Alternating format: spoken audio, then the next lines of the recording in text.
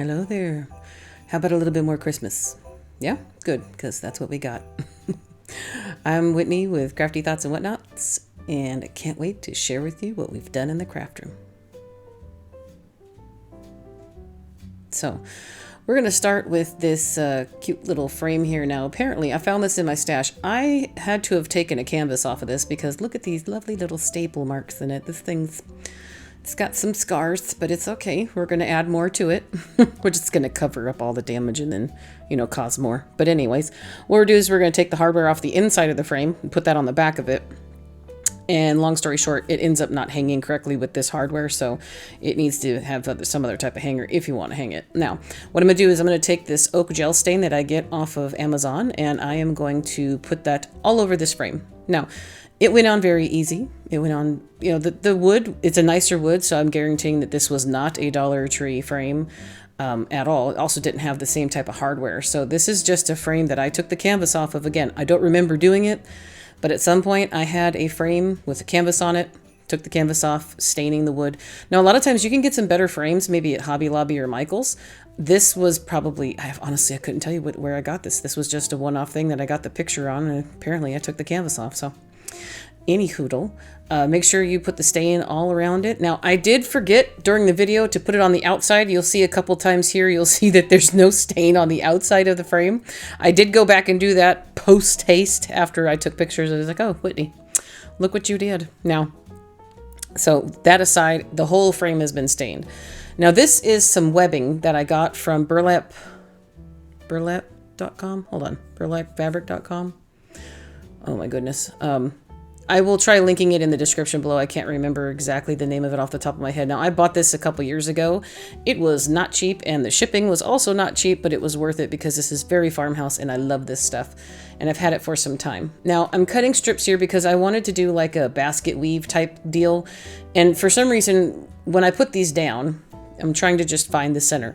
I'm eyeballing it to a degree, sort of, kind of, we're not doing anything too professional at all on this channel. This is going to be hit and miss, what looks pretty and what makes me happy kind of deal. So I put the 2 strips going vertically, and then I cut 4 strips. And for some reason, this first go around, I only put 3 on here thinking, oh, this is going to be great. Why I didn't even do the yeah. All I can say, guys, is that the idea was there, and I do fix it, but I'm going to show you how it doesn't look right when I'm done. So I flipped it over, I looked at it, and I still stapled it all down. So again, I can't explain what this woman in this video is doing right now, because I am her at this moment, and I'm asking her, what were you doing, dude? So I'm still stapling everything down because I felt like creating more work for myself, because that's how we do when the struggle bus is just waiting right outside your craft room every day. Now, then I'm like, what have I done? And then I sat it here for a minute and I stared at it and I'm like, let me look it up and stare. Yeah, no, something's not right, because it's not a basket weave, Whitney. It doesn't look right. So anyways, we're going to just go ahead and try to just take up one side of it. And I'm like, no, I have a 4th. I cut 4 strips for a reason, woman. Trust yourself. So I took all of the horizontal pieces off and then reorganized them. Now, I left my vertical pieces stapled on. Those were still good, and everything was really, taut and very well. It's just stapled very well into the wood of the frame. Everything went great. So here's where I flipped it over just to make sure it looked good, and then flipped it back over and it all fell apart again, because that's part of what you need to do. So you get it all perfect and nice and pretty, and then you flip it over and destroy it, and then you put it back. That's how that should be done. So this is a DIY. How I did it was put it together, made it look pretty, flip it over, make sure it all falls apart, and then put it back together again. So by the third time's a charm, right? That's what we're going to with. That was my original plan. It's, I wanted it to be a challenge because I'm just bored. I needed a challenge. What it was, yeah. Anyhow, as you can see here, depending on the size of your frame, and if you could use ribbon, you could use a lot of different mediums. You could use some ripped fabric, stuff like that. But I wanted a basket weave look. And this was my idea, just to get some sort of different, medium behind what we're about to do, because we're going to decorate the frame with some pretty stuff. And look, now I'm so happy. Now we can cover up some of it, not all of it, but we are going to cover up some of it. But we've got the meat and potatoes behind there, right? So now I want to get a little piece of styrofoam, because I am going to add some greenery and some goodies and stuff that I'm going to need it in order to, put the put the stems and things into it. So the original square here that I cut off of this piece of styrofoam was a little bit too big. I don't want it to be way too, but because I already know that no matter how big I cut this, I'm going to make it much bigger than that piece is. So if I start with a bigger piece, it's obviously going to be a gigantic arrangement because I don't know when to say no. I just keep adding things until my eyeballs are happy. And then my little crafty heart is happy. Sometimes my farmhouse heart enters the conversation. But in any event, I felt that this was a good size. So I put some hot glue on the frame itself and then also on the webbing right there on the back. And just make sure that all that nice, gets nice and pushed in there and solidifies. And this styrofoam's not going anywhere. Now, I'm going to take these 2 picks mainly from Hobby Lobby. And this is basically the main part of all of this. This will be the main part of our entire arrangement. So the base part I got a few years ago that I'm doing here, these larger, darker pieces with the pine cones. Pine cones are going to come off. You'll see me do that.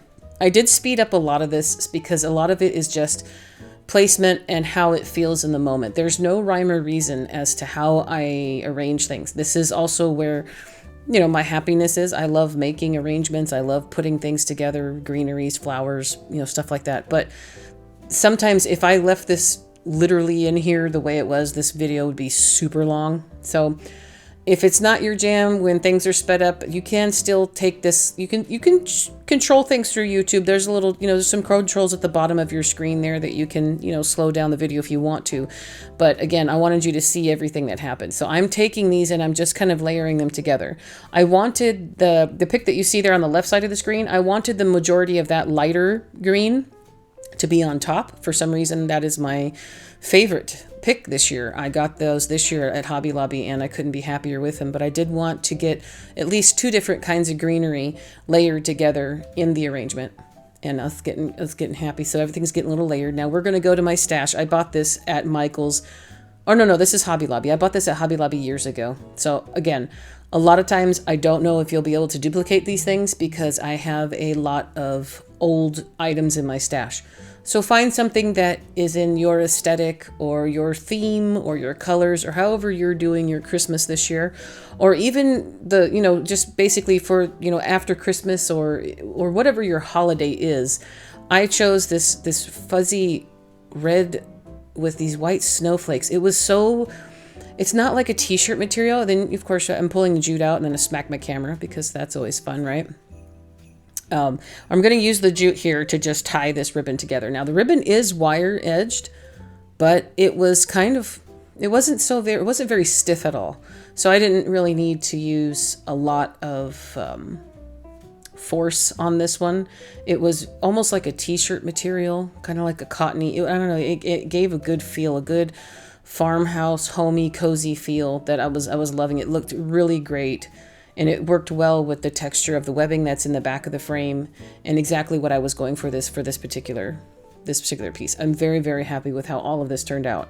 Now I tied a square knot on the back of the ribbon and I only cinched it in the middle with one knot, but it was sinking a little bit too far down into the piece because I have the greenery popping up a little bit. So I went back to my little styrofoam stash and I cut just one little cube here, and we're going to use this to raise up the project just enough so that the bow isn't sinking down into the greenery. And you'll see in a minute. Do you see how I stacked it here? So at first I glued it down, and that's just hot glue. And then we're going to go this is a piece of a stem of a floral pick that I save.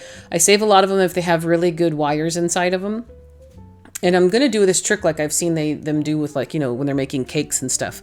So after you put the styrofoam on top, I'm pushing the pick all the way down into the styrofoam plus the styrofoam below it. So now it has almost like an anchor to the two. And you can see there that I glued it and I cut off the piece. We're going to take a floral pin now. This is a floral pin. And we're going to feed that through the twine on the back of the ribbon. And we're going to turn our bow into a pick itself. And since I have the double layered styrofoam there, it's going to go right through both of them and it won't pop out the back, and it has a good amount of thickness for that to, secure the bow down, which makes me happy. I do add glue behind it at some point. Here I am adding some more greenery up and around the piece. I felt like there was a lot of styrofoam showing, so I grabbed some Spanish moss. I was trying to go with not doing this, but In the long run, I just would have needed way more greenery to cover up all that styrofoam, and the piece would have just been too heavy. Just too heavy, and, you know, it wouldn't have laid right. So we used the Spanish moss. I added in some greenery here and there. Now I got this braided jute off of Amazon a while back, and I absolutely love the way it looks. Again, we're adding more and more farmhouse homey type feel to this, and I felt like after I just kind of tied it into a bow, I did a real casual knot with one of the tails just around the bow itself, and that's just going to be to secure it in the middle. We're not actually going to use that as its, you know, a main piece, but we're going to put enough glue on the back of it here that the knot itself is no longer its only way of securing it. This bow is not going to come apart. Also, we're going to add some pine cones, we're going to add some berries, we're going to add all kinds of glued gobbledygook all over this thing, so she's so pretty that you don't got to worry about it coming undone. Now, after I layered the bow on top of it, I wanted a little bit more of this braided prettiness to come out of it. So I kind of just took a piece, and then all I did was tie a knot after I cut it. I just tied a knot, and we're going to use the knot as, you know, a bigger piece to secure that to the styrofoam inside underneath some of this greenery. So I'm finding a piece of styrofoam, I'm pushing this up in here, and so it looks like there's some more tails coming out. I don't feel like I necessarily need to load it up with bows. I feel like the tails itself could be a decoration, and as you see here, I like the way they were kind of laying, and I wanted to make sure it stayed that way. So I just tacked it down with a little bit of glue here on this one and a little bit of glue on the second one, and then I kind of frayed the edges with my fingers just to make it match, you know, the other pieces that we'd already done. Now I'm going to add the pine cones back in.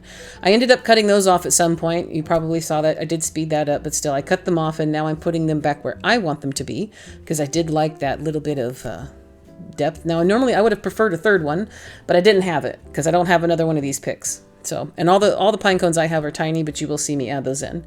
Now I'm taking some extra pieces. This is like a gold and a pearlescent berry pick from Hobby Lobby. I cut this apart, and I'm adding this all around just the inside of the bow. I didn't add any around in the larger parts of the greenery or the longer parts going down or to the left or the right, just around the center of our bow. And then after I add the berries, I'm going to go in and grab these little teeny mini pine cones. I got these at Hobby Lobby, but you can get them pretty much anywhere. And I know Dollar Tree has them. Pretty much every craft store carries these little mini pine cones every season. And so I put 3 of them here in the center, and then I had an extra little gold berry there that fell off the side, and I stuck that down in there, and then just let the glue solidify. And then I felt like there was just one little spot at the top where there was a little bit more Spanish moss than I wanted, so I just nestled a couple pine cones here into that. You'll see there's the top, and we got it all covered. Now I'm still not happy, so I took my very tiny itty bitty little bundle here of jute twine that I don't have very much left of, as you can see, and I made very loose bows. All I did, it's the same thing I did, was I make very loose bows with my hands, and then I take one of the tails, I wrap it around the middle, and then secure it to itself. This is not a very tightly wound bow or tied bow. I make sure I burn all my fuzzies off of my jutes. I don't normally ever leave the fuzzies on my jute. And we got about 3 of these that look like this. Now I'm going to put glue on the back of that little makeshift knot that I did, and I'm going to tuck this into the arrangement around the bow. So I'm going to lift up probably the loop of the bow. For this first one, I'm putting it right on top.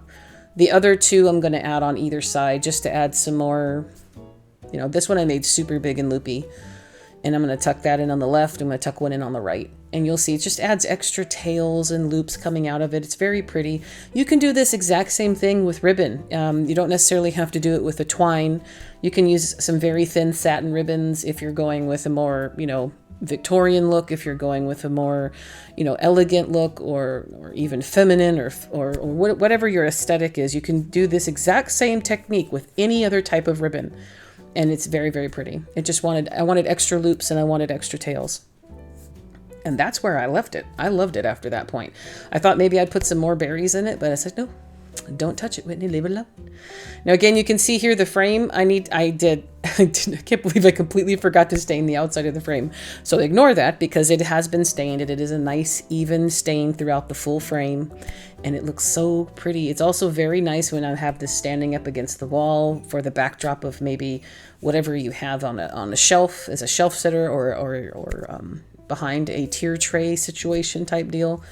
or hanging on the wall. Now again, the hanger that I put back on there, it doesn't work out. It's not even. So I'm going to put maybe a sawtooth hanger on the back that will need to go through the webbing that we stapled there. But it's perfect. Look at the webbing. It's so straight and it's very tight because again, that webbing is not that hard to work with. It's still malleable and the staples went right straight into the wood. So great. I love how this turned out. And I had absolutely no plan of this. It kind of just all came together like it should, you know. I just was looking for something to put on this frame, and I think it turned out better than I could have imagined. And again, you're probably going to see this again, maybe on a smaller scale or with some ribbon with different mediums.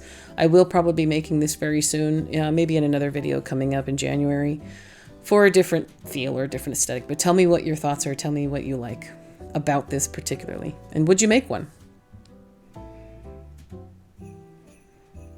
And now our second DIY, which is supposed to be the main event, but that other idea kind of just came to me. We're going to take these two main picks here from Hobby Lobby. Now, this one here, I'm cutting the tag off right now. That one I got a couple years ago. These one here, I'm taking these plastic, I'm taking all the berries and the plastic pine cones off. But that pick on the right there, I got this year, and I'm loving the movement of these picks. So I'm taking these two main picks. They have very thick stalks on them and stems. They're very sturdy, so I'm using them as the base, and we're going to make a little mini swag. And so I'm going to take some zip ties here, and I'm going to zip tie the handles together. So I'm going to use a little bit of glue. You'll see me put glue here in different pieces in different places just to secure that together, but then also mainly we're going to use the zip ties.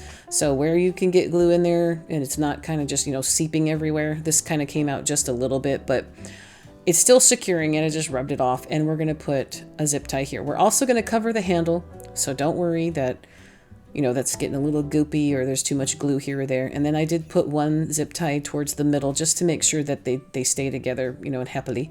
I didn't really put glue on that. I was using the hot end of my glue gun because it has two settings of just like really, really hot and then obliterate your skin hot. You know, it has those two. So I was using the tip of the glue gun to melt that cut piece of the zip tie.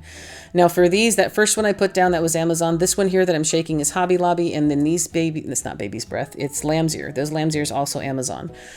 All three of these picks have such good movement. Now the lamb's ears, it's just classic Christmas.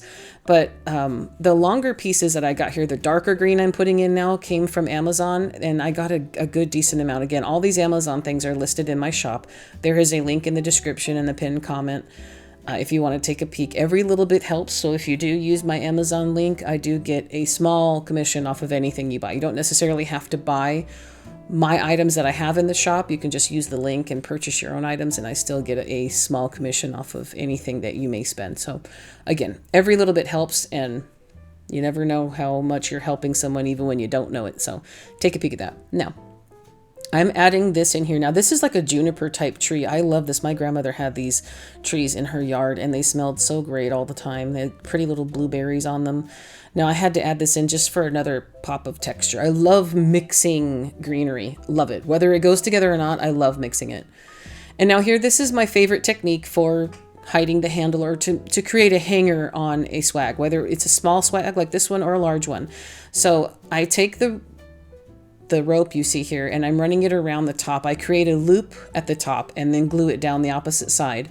And then so now we're back at the bottom again, and then I take it and I wrap it around itself, securing it as we go. I did add a lot of glue when it came to each one of the zip ties.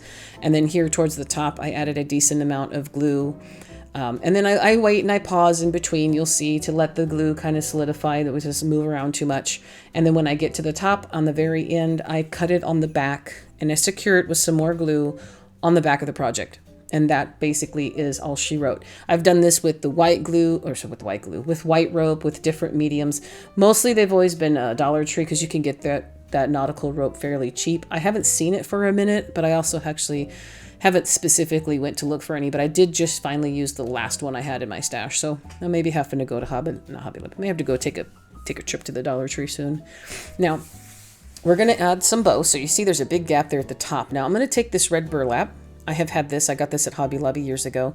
Many colors of it. And I'm going to use this. And I'm going to just, at first, I'm going to tie a tail up here. I hadn't had a full vision of the bow to begin with. So I knew, I was like, okay, let me just tie this in a knot. Now I cut a diagonal on each side, and then I did put some glue in there just to secure it to the actual, swag itself, to the greenery. And then here I made just a regular gathered bow. And now I'm going to use some jute to tie that in the center. So that's 2 loops with, the tails on each side. There's no actual, difficulty in making this type of ribbon or this type of bow. It just looks grand because of how big.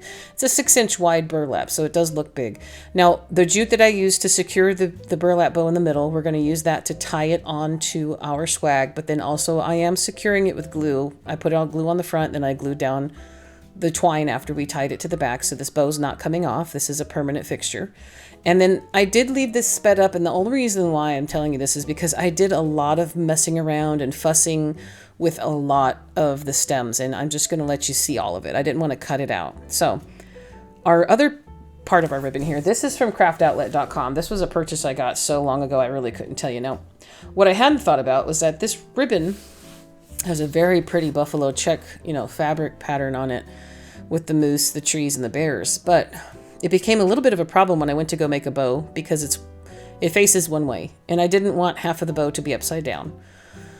So I ended up making like a little Frankenstein bow, and we'll see how that goes. So I'm adding a tail back here. You'll see in the middle. Now all I did was just cut a piece, and I put dovetails on either end, and then I just tied it in the center with a piece of jute. And then I'm going to glue it underneath the first bow, but on top of that bottom piece that we tied on as tails. Now here's where I made the bow, and I was like, wait a minute.